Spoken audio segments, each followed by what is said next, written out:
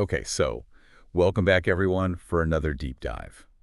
Today we're looking at something pretty interesting. It looks like you guys have been sending in some stuff about Harry Potter and your grief. Yeah, it's a fascinating idea, Yeah. actually, using the Horcrux hunt Yeah? as a metaphor for the stages of grief. Yeah, it's one of those things where, like, when I saw it, I was like, Right. whoa, that's kind of a cool idea. Yeah. So you've been reading these sources, right? What really jumps out at you? Well,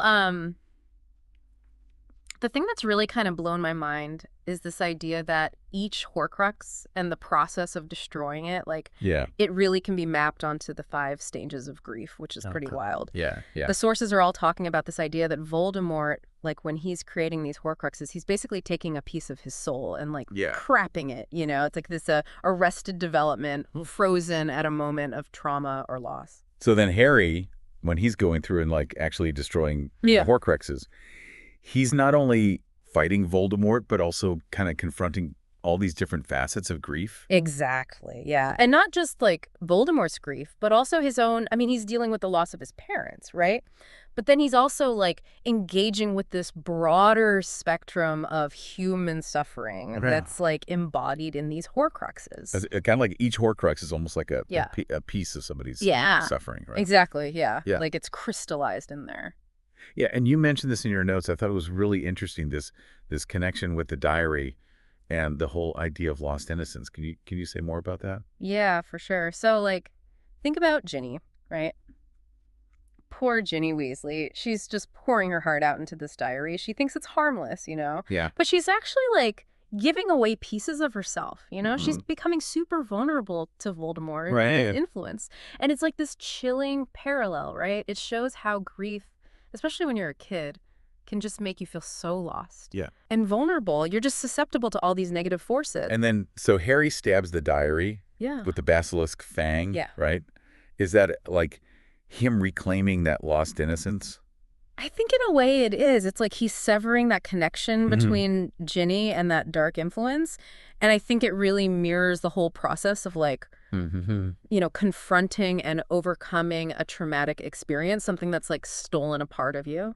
Well, and the source also talks about how Harry, when Voldemort comes back, he's in denial, Oh, totally. which is like the first stage of grief. Classic first stage. He just doesn't want to.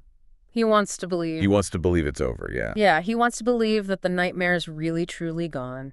Hmm. And, it's interesting because it's like the whole wizarding community is kind of doing the same thing, right? All right. They don't want to believe. They it. don't want to believe him. Yeah. They want to believe that the threat is gone, which is kind of like how we deal with loss sometimes, right? We just Yeah. resist accepting the reality. Yeah. Of what's happened. So we've got denial tied to Voldemort's return. Right. We've got the diary and the lost innocence. Where do the other Horcruxes kind of fit into this whole picture? Okay. So, for example, you've got the ring, right? Yeah. That's connected to bargaining. Remember Dumbledore? Desperate to see his family Yeah. again. He puts on that cursed ring. Yeah, he's trying that. He's trying to make a deal with fate, literally bargaining to get out of the pain. And then what about the locket then? Okay, so the locket is interesting because it's all about Slytherin, right? Yeah. Ambition, pride, all that. I think that could represent the anger stage. Okay. Remember how Ron gets when he's wearing it? Oh, yeah. He's consumed by jealousy, resentment. He's lashing out at Harry and Hermione. It's all... But wouldn't destroying it be more about overcoming the anger? Yeah, exactly. That's what's so cool about this whole metaphor, right? Yeah.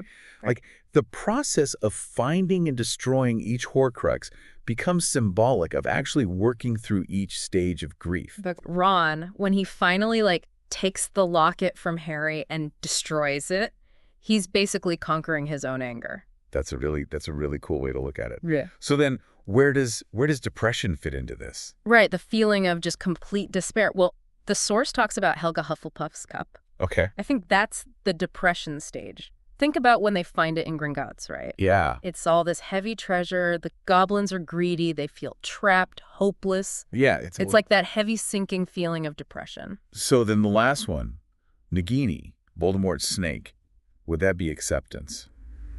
That's a really interesting connection, actually. Nagini's his most loyal companion, right? Yeah. She represents his last connection to life. Okay. Destroying her, even more than actually killing Voldemort himself, that symbolizes like a complete severing from the past, Yeah. a readiness to face death. So then Harry, he's facing Voldemort. He accepts that he might die.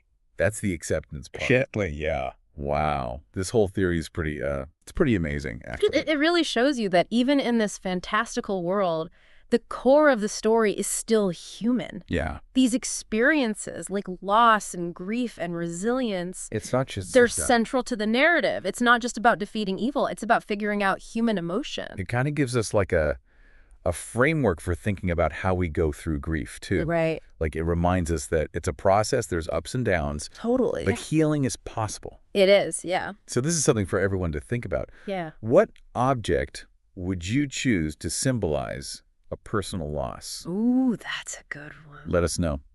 Until next time.